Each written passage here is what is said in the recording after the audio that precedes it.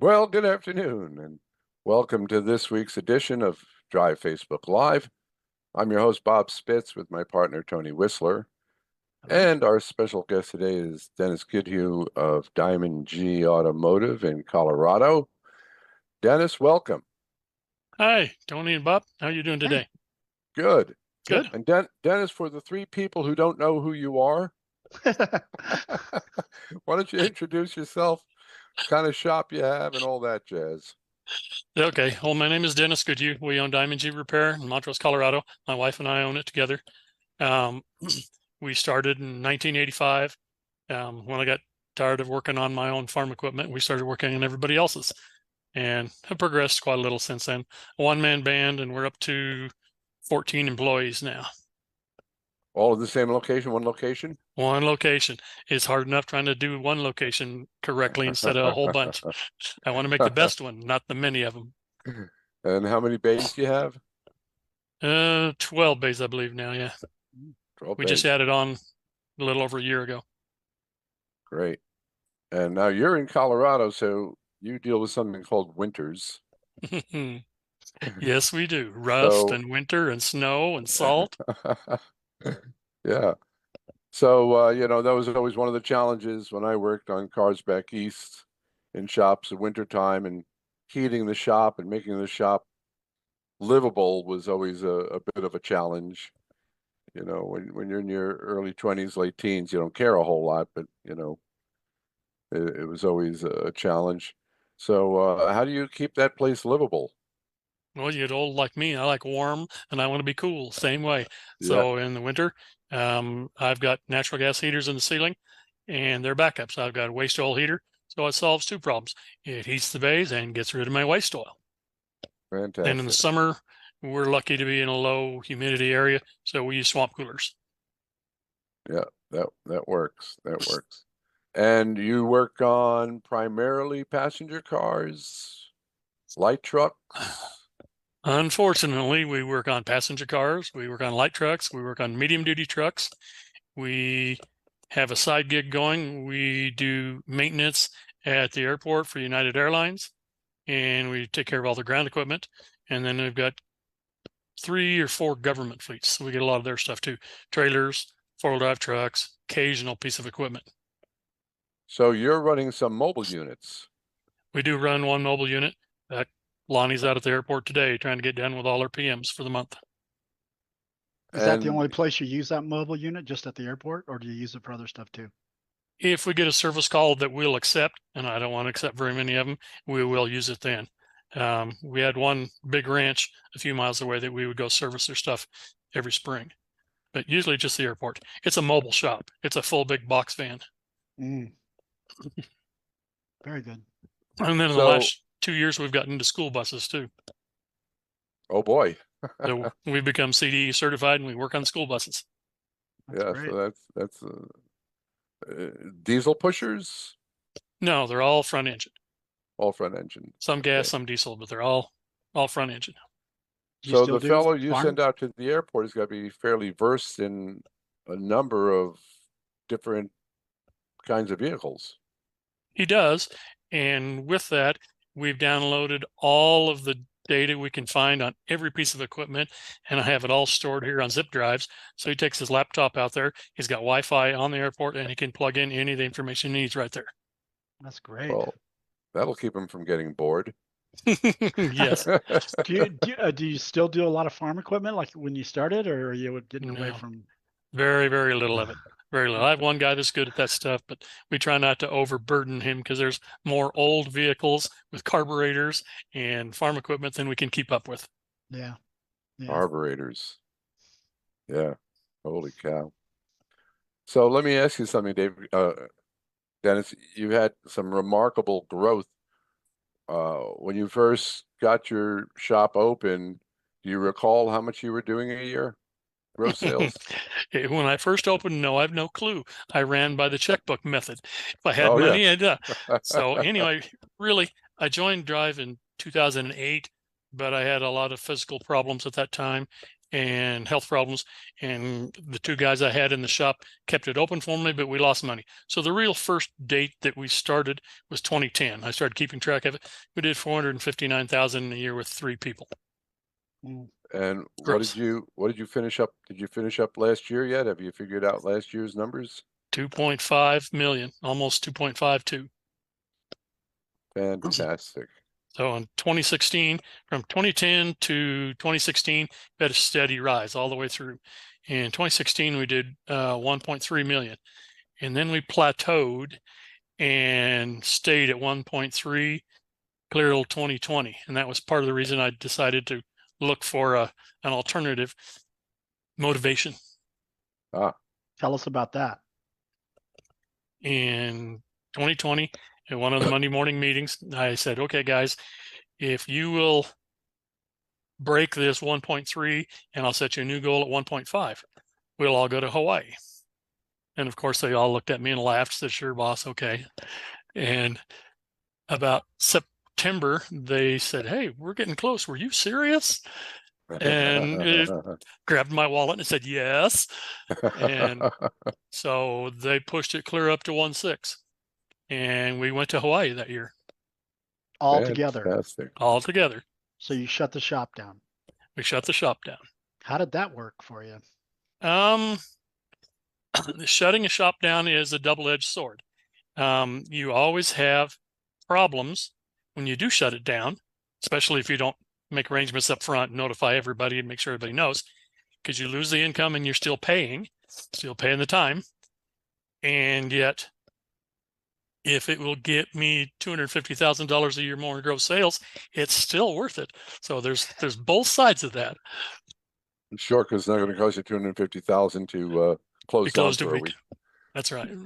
Exactly. right. And then, but how do you prep your regulars, or do you run any kind of a marketing campaign on it? Like, hey, come bring your car in for the winter. We're going to be gone for Christmas because all of our guys go to Hawaii or something. What do you do with that? A lot of our locals already know. They're used to it by now. In fact, they ask for employment applications in January usually. But we post it on the door a week or two in advance. We put it on our website that we're going to be gone. This year I didn't do it, but last year I advertised a little bit that we were all going to be gone. So it's just the way it is. And then we tell people. So it's never a good thing to close your shop down, but there's more positive than there is negative. I even tried 2 years to be open for 3 days and then go on the vacation and be open the end of the next week, 3 days. So you had stats in both, but I found that to be very difficult because those 3 days, they didn't get anything done anyway. Right. They were getting ready to leave. Yeah. I have to say, you did make a point there just briefly that I thought was really important, which was it's got to be a great recruitment tool too. I mean, it helps to keep that culture and keep your employees, but I bet that you do get people that go, I'd love to work for you, Dennis. It does happen, yes. And usually the people that are asking are joking, but we do get an occasional that, yeah, I want to work, I want to do that. So when we get a new employee, after the first year, I finally realized I need to tell that employee, save your money, because if we make these goals, we're going to go on this trip, because the new employees don't normally know about it. So this year, our newest, Javier, I told him about it, and him and his girlfriend went on the trip, and they'd saved up enough money and time. That's wonderful. great. That's great. Now, you said you had 14 people working for you? Yeah. So how do you have that structured? Because obviously you can't be running 14 people. No. You know, No, the best ratio is 5 to 1 at most. Yeah. I've got 8 techs. I'm down to 7. I'm looking for another one now, but we normally run 8, and we can run up to a maximum of 9 with the room that we have. And then I've got 4 people up front. I've got a office manager in the shop, or a office manager in the office, and I have a shop manager in the shop. The 2 managers are doing really good for me. We're about to go through the apprenticeship here, hopefully fairly soon. At least one of them. They run the business, and I monitor it now. I don't write service. I have my pet things that I might go back in the shop and work on, but I refuse to take any jobs away from a tech. Like I work on government trailers. I do wheel bearing packs. No mechanic wants to do those. So I go back there and that's therapy for me. And I get to go back and do a little something, but I don't take any jobs away from them. Wonderful. Good for you. Otherwise, I stay in here and do my job. Right. And that's working on the business, not in the business. That's right. That's when I'm not procrastinating and trying not to do something I don't want to do, which Right. I think we all have. Yep. Well, you know, that's where having an all successful people have a coach. And that's where having a coach is, I think, so valuable. Because when, you know, you're in business for yourself, there's the old joke. The great thing about owning my own shop is there's no one there to tell me what to do. The horrible thing is there's no one there to tell me what to do. Right. Exactly. And so having a coach to help keep you motivated and moving in the desired direction is always a great asset to any successful business person. And let's give a Coaching, shout out to your coach. Who's your coach? the one and only Carla Weiss. Carla She Weiss. is an There she awesome is. coach. I found that my toolbox has changed, just like Drive said. And now I find that coaching and training are the two most important tools in my toolbox for running a business. Maybe not for being in the back, but for operating and running a business, they are the most important tools you can have. Mhm. Well, that's absolute truth. Yeah. You know, that's a hard transition for plenty of folks who come up through the technical side to hang up the technician hat and stay out of the back and then run the business. Because if they don't know how to run the business, they don't know what they're doing up front. And so it's so easy to go into the back where they're very comfortable and they know what they're doing, and then it just becomes a rat race. True. But the key is to have that choice when you want to go back and work on some stuff. I mean, let's face it, packing wheel bearings is a lot of fun. And when you want to do it, you want to get that happening, you have the choice. True. Yeah, True. Well, like I say, I use it for therapy. There you I go. understand. So in 2020, you all went to Hawaii. We did. And then did you continue this program? In 21, we went to Hawaii. In 22, we went to Hawaii. We did 3 years of Hawaii. No, it was 21, 22, and 23. So when we went there. And then 24, we went on a cruise. They said they were tired of Hawaii and they wanted to go on a cruise. So we went to Long Beach and got on a boat and did all of the Mexico coast. Baja. That's Fantastic. beautiful. And we have Poor some slides guys, for tired that. of Hawaii. Oh, Yeah. Yeah, I know. yeah, these small violins are playing just for them. And Well, you know, go on. I'm sorry. It's their choice. It's their reward. So they need the input too.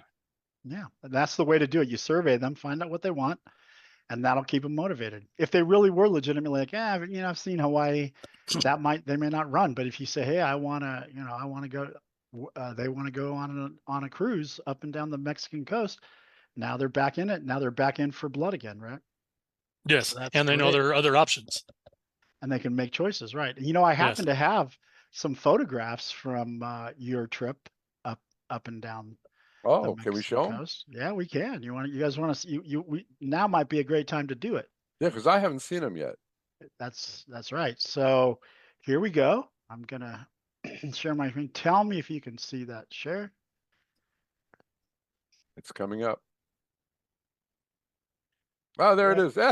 Oh, my ugly mug snorkeling in a place called Yalapa, Mexico. Yep, we're gonna go back to the top of that. Sorry, we're gonna start at the top. Here we go. Tell us a little bit about each of these slides, Dennis. Okay.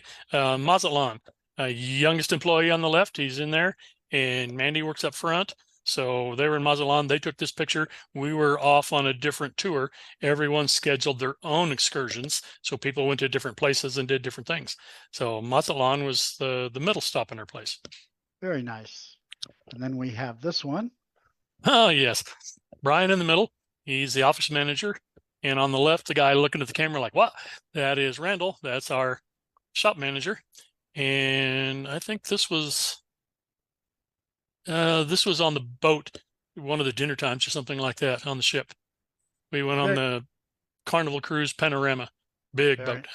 Very nice. Yeah, The size of a lots of small smiling faces. skyscraper. Well, you know, it's a little warmer there in you go in January? We did the end of January, yes. This was in Cabo San Lucas. This was the group, and they made us all wear bandanas, and I know why. So dusty, so we all figured it was the outlaw look. But we all did a side-by-side trip. and we had a good time with that. That's great. And that's where they introduced us to lots of tequila. So it's 10 degrees in Colorado and you guys are hanging out in shorts. That's true. Here. That's usually the benefit. This year it was 60 degrees in Colorado when we were there, but it was still nicer. Yep. Oh, absolutely. And there's this one here. Very nice. Yeah. And then we have this one here. Tell us about this one. Oh yeah, that was on our cruise the very first day in Puerto Vallarta. We took this boat and went to wherever we were snorkeling, and then we went to the next place called Lake Yalapa, and they were nice Mexican towns. This boat, the people on there were really looking for tips because they did a show on the trip back. They did Gladys Knight, they did Chuck Berry, they did all kinds of stuff, and they would dress up in it. They even did Beyonce on there, and Really? they were all very good. There's three Mexican guys up front of the boat dressed up like women doing Beyonce. It was a lot of fun. Very nice. And then we have this here. It's a great shot. Yeah, that's the pool. That's one giant party when you first leave on a cruise. I had to learn that. This is really our first cruise. So. Oh, this is on the ship. This is on the ship. Yeah, this is the main pool on the ship. And is that a big screen up top there? It is, and they do movies at night on the screen. Oh, how cool. Man, big screen technology has really come a long way there, Dennis. It has. That it has. Now, that's a little shot. Town of Yalapa, and we hiked up to a waterfall there. That town was only accessible by boat or by burro, so you didn't drive in there. Rather remote, very poor community, but they were there selling their wares. And we had a good time there. It was nice to be there in the warm sand and beach. Oh, yes. Back on the cruise ship. That was comedy club night. We had a comedy club and it was hilarious. We all laughed and laughed and laughed in there. You had to get used to the red light, but it was an enjoyable show. They did probably 4 shows on our cruise during that week. Very cool. I was thinking this was a master workshop that we delivered on the ship. That was my first thought. Okay. What about that right there? Oh, just the Mexican flag. That was the first thing I saw. Once we left the United States, we pulled in Puerto Vallarta and had that huge flag right there. Very nice. And then you have this right here. This is pretty cool. That was taken just because I wanted a picture of it. None of us did the camel rides. We all took the motorized variety. But you could buy camel rides there too. That's pretty fun. And then you have this right here. Yeah, that's what we did. Much faster. Yes. No joke. Of course, leave it to us. The bus from the cruise ship to there, we broke it down, so they had to change buses. We made it to this point, and the very first side-by-side in the group, Brian broke it, so they had to bring him another one to drive. The mechanics show up and we break everything. It's like, I didn't bring my tools, man. No. Exactly. And then here, of course, is the last one, which we saw at the beginning. Yeah, that was snorkeling down there on the way to Yalapa. And I was having a hard time. The photographer was telling me what to do. Like, what do you want? And then we finally figured it out. When you're trying to swim and take a picture at the same time. Yeah. Well, that looks like it was fun. Can I put in a job application anytime? Absolutely. Applications are always accepted. Never stop recruiting. That's exactly right. So, yeah, that was a trick question. If you just said no, I would have had a conversation with Carla about it. Yep. Yeah. All righty, we're back. We're back. So that's fun. So, I think that was just a stroke of brilliance coming up with a way to motivate the team and get everybody moving in the same direction towards a common goal, which is just a great demonstration of leadership, Dennis. That's very well done, and creating that kind of culture, because I'm sure they help each other. They want to get to this plan. We're driving away to bring thought up with the plan, and then we also have our local technical college that we get recruits in. They come and do an apprentice week or whatever with us. We get 2 or 3 a year, and one of the comments they always put on their letter back is how friendly everybody is and how they all help each other, and they appreciate the technicians we assign them to helping them out. And we try to keep a culture of helping everybody. I don't like the saying, "It's not my job, man." Oh, no. I don't like that one either. No, that doesn't work in a well organized group. And So I that also developing a culture of help is exactly what you need to do. That's great. heard that you guys are. This is a little bit of a shift, but I heard that you guys are working toward going and becoming a paperless shop. We are very much working towards that. In fact, usually in the background, my wife Sherry's back there scanning things in. We're not totally complete with it, but we've gone back to September last year. We have all our records then, all digital. We've got the backups arranged. And what I'm trying to do now is get access for my bookkeeper and access for a manager so they can use it for warranty purposes, for tax purposes, for payroll purposes, and for everything. So you don't have to transfer paper to different people in different places. You don't even have to take the time to email it. If it's done correctly, everybody knows their job and they can look it up on their own. Yeah, That's great. that By is the way, great. Carla's watching. She says hello. Hello, Carla. There you go. Now, I try not to ask questions I don't know answers to, Dennis, but are you a member of any of the 20 groups? Yes, I am. I'm in the Superior 7. I love the group of guys, and anybody who is in drive that doesn't strive towards going to a 20 group is missing the boat. It's an excellent program, and it takes consulting in a different direction. Sure. Well, yeah, Yeah. you become accountable to each other now. That's right. And you get help from not only one, you get help from 5 or 6 or 8 people, depending on who's in your group and your consultant. And we always Yeah. have to have Carla there to keep us in line anyway.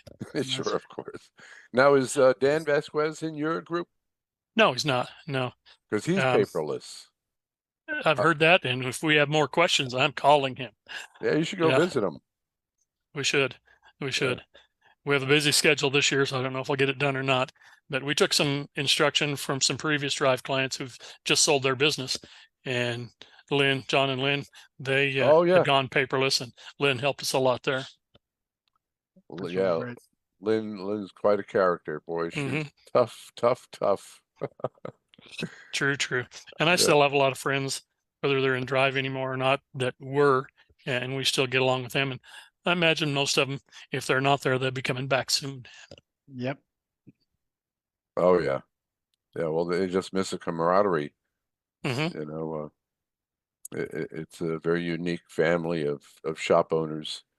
And, you know, we've always promoted the culture of help from the old days of Mike Lee.